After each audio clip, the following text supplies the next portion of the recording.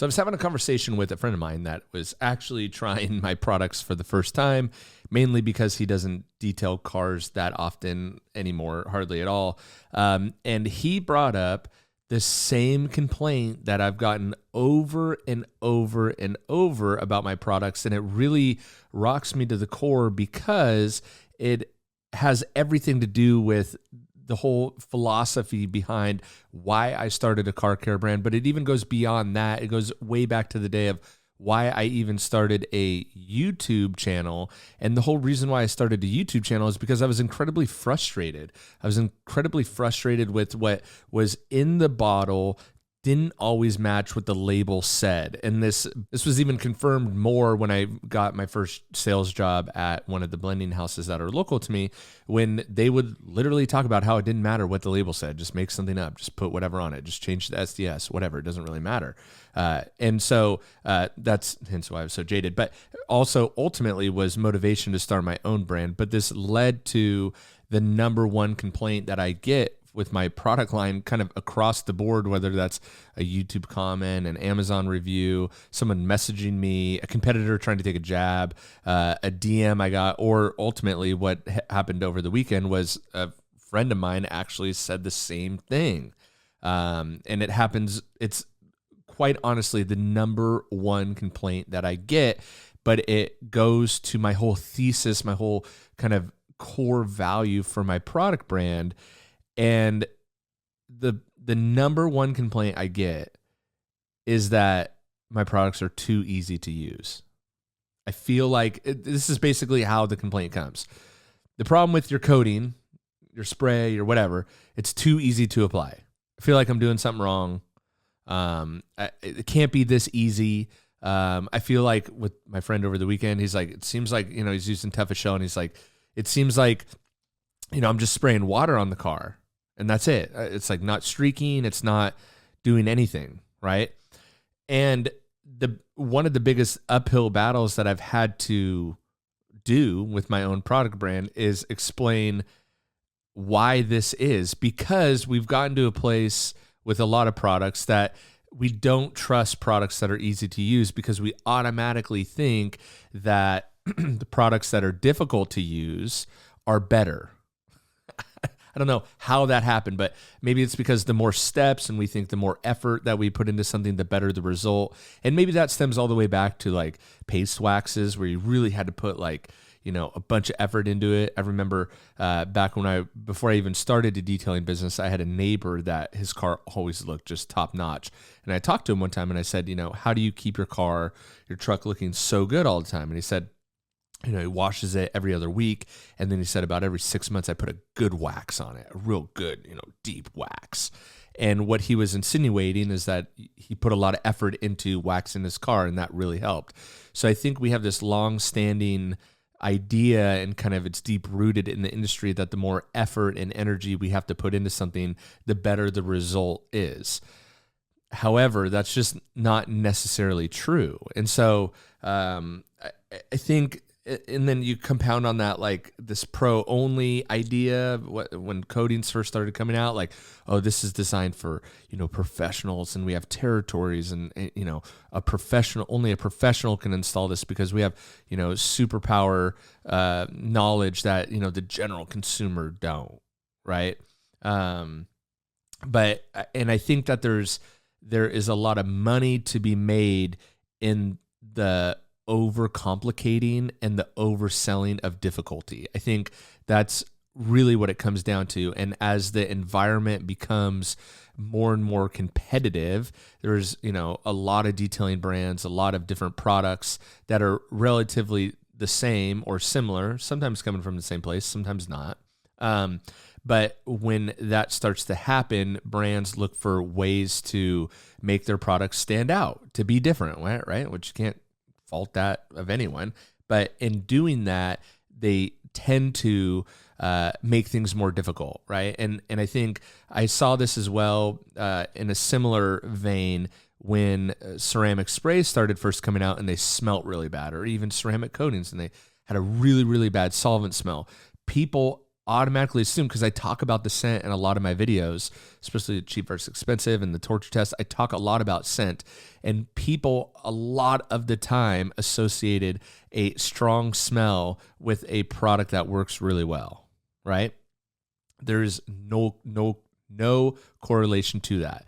Just like there's no correlation to a thicker car wash soap being a better soap. There's zero correlation other than what we perceive, right? And so this is, in this saturated world where everyone's looking to differentiate themselves, and most brands go for the difficulty angle, right? Or the complicated angle. I thought differently. So this is kind of how I thought with my brand. One, my core value, the motivation behind starting a YouTube channel way back in the day anyway, was just to test the claims on the back of the bottle.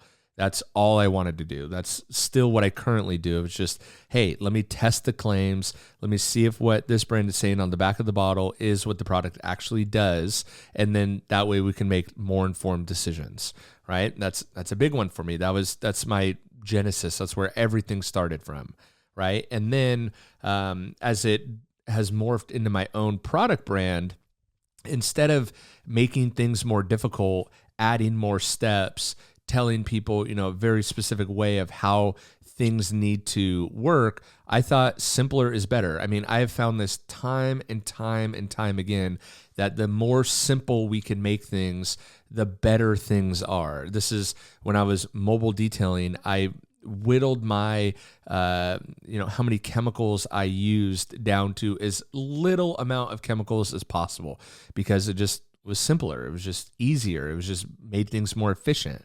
When I, look at marketing or YouTube videos that I do, or marketing campaigns that I like myself, simpler is always better. I bring this up all the time to people in real life, but I get my stickers from a place called Sticker Mule, stickermule.com, right? I get my stickers there. And Sticker Mule, I don't know if it's once a week, I don't know the frequency, but they send out these super, super basic emails, and they're like 3-line emails. And it talks about their deal of that week, right?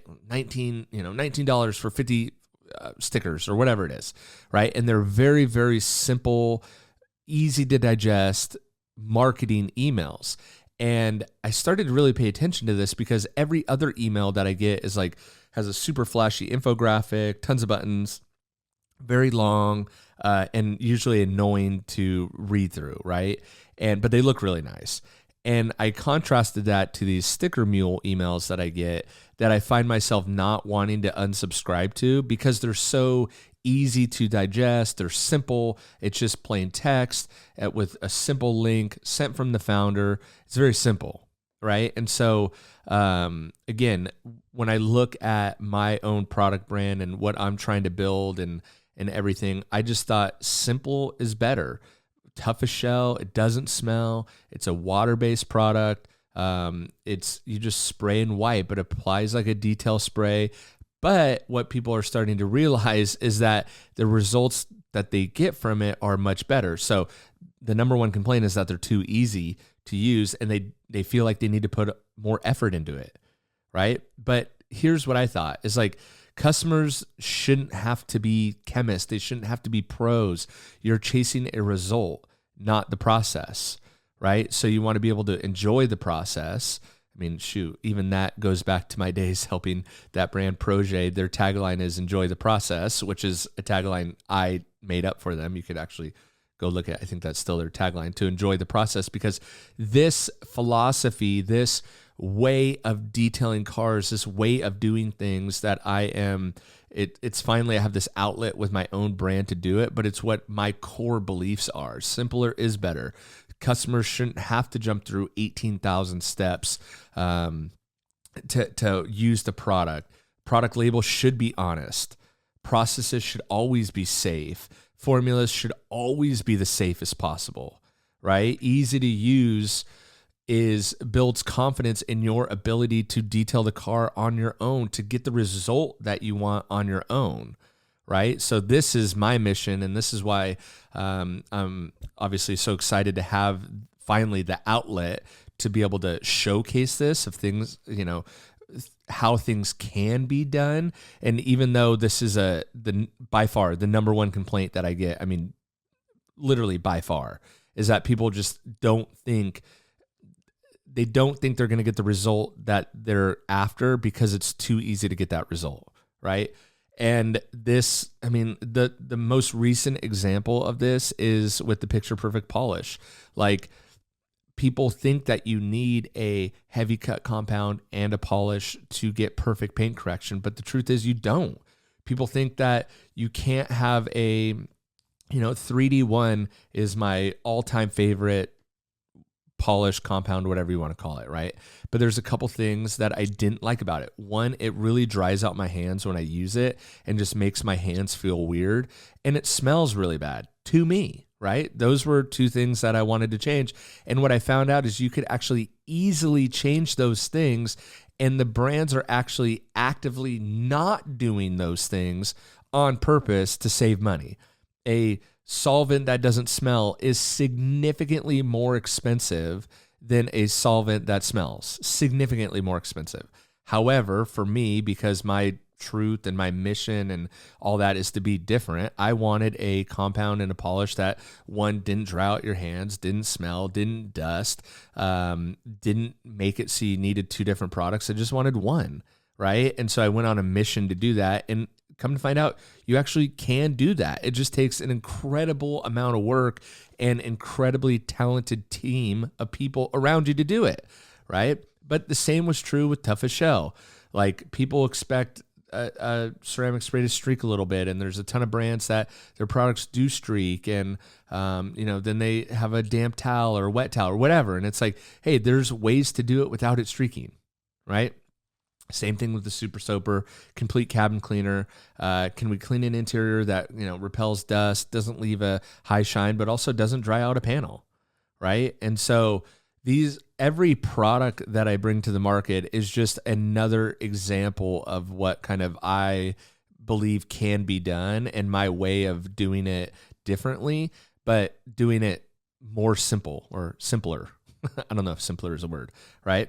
But honestly, the biggest complaint I get is that it's too easy, but then it works too well, right? And, another complaint I get with Tough as Shell is like, man, like 2 to 3 days later, my car's even shinier.